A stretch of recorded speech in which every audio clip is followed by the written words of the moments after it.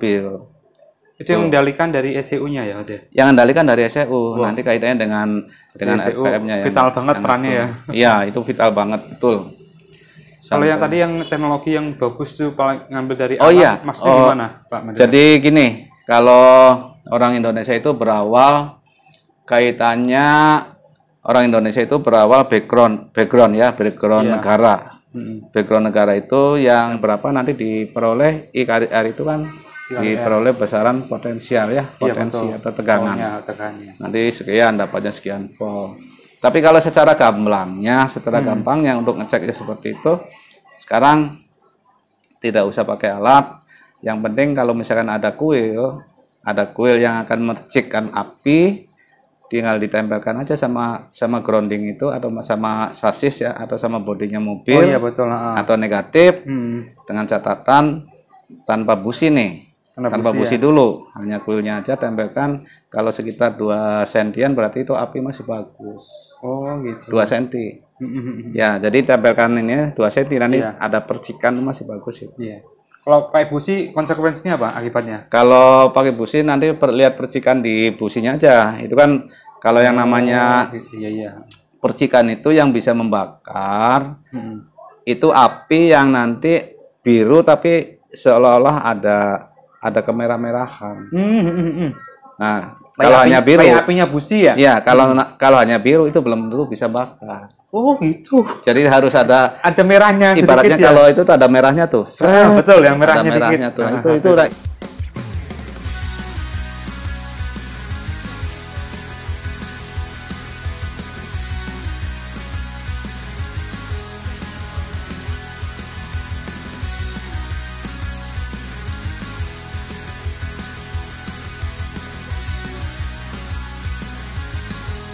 Oke, ya baiklah, dilanjutkan kembali kaitannya bincang-bincang kaitannya dengan ECU.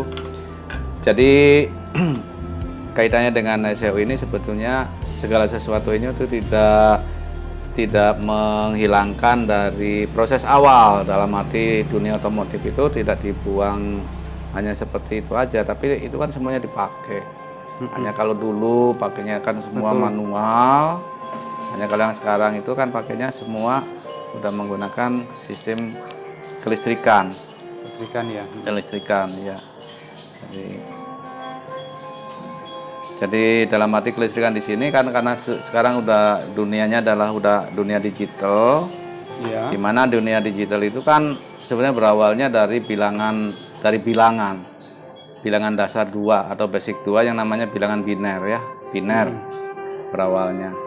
Dari biner melangkah ke satu word itu 3 digit atau namanya bilangan oktal.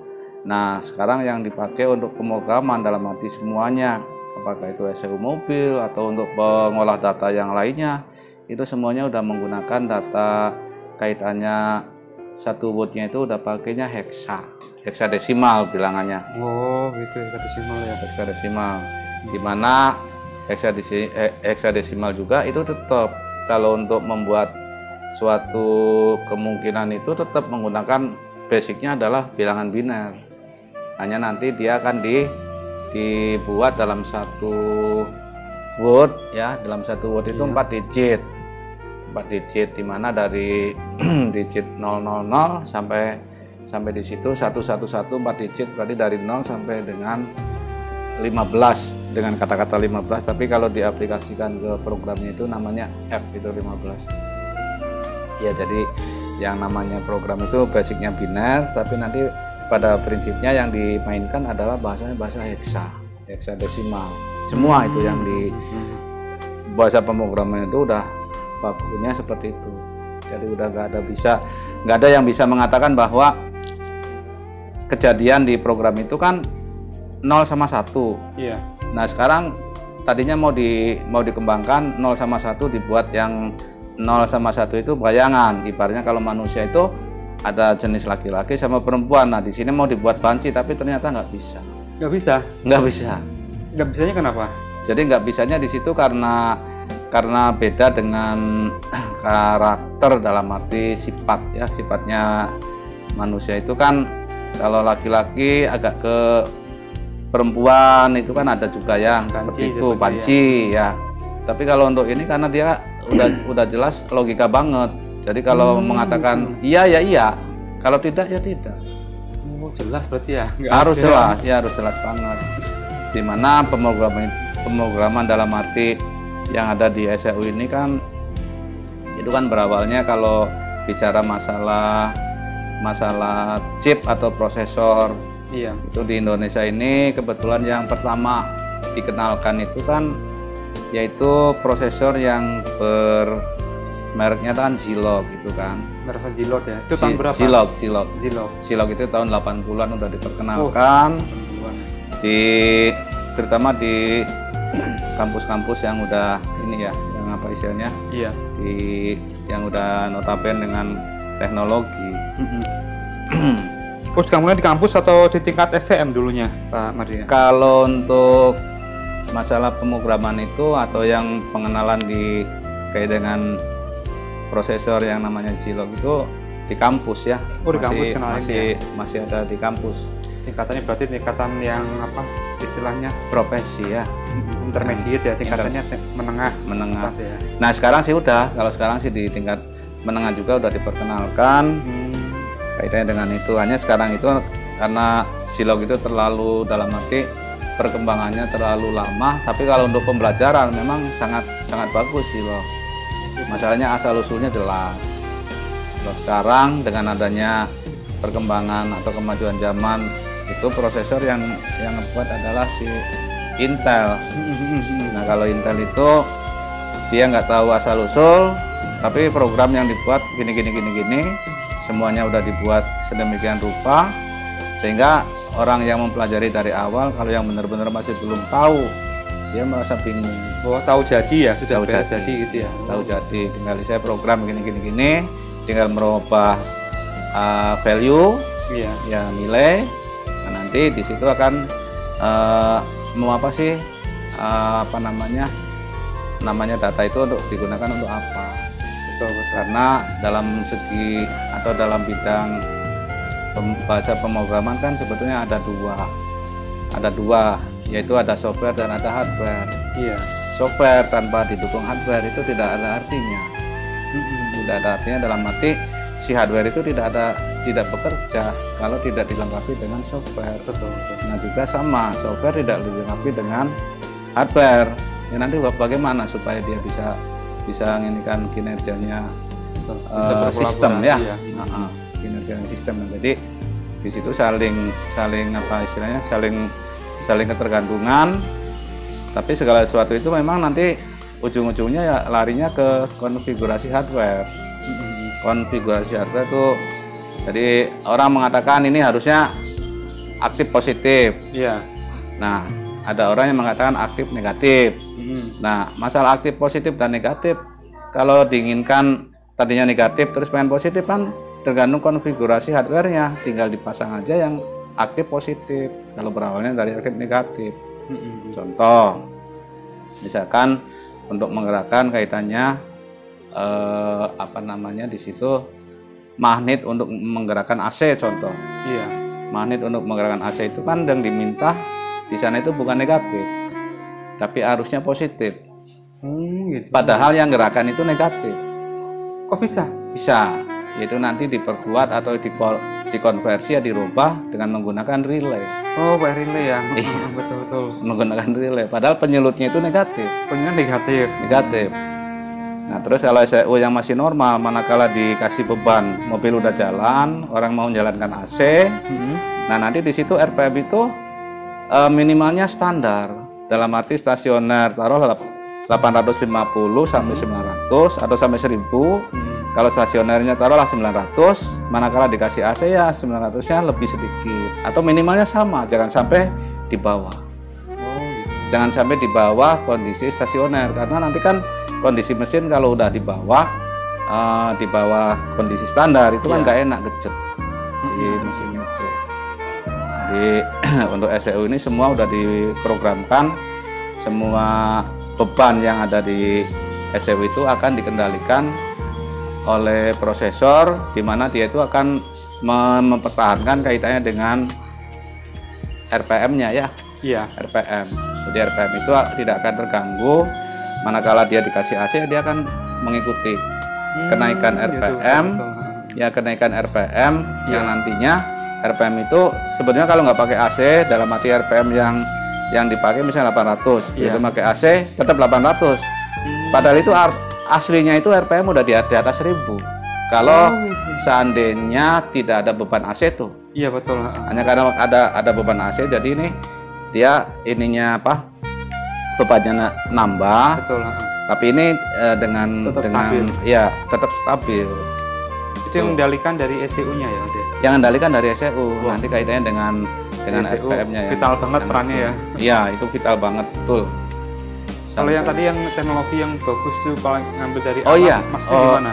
Jadi gini, kalau orang Indonesia itu berawal kaitannya background negara.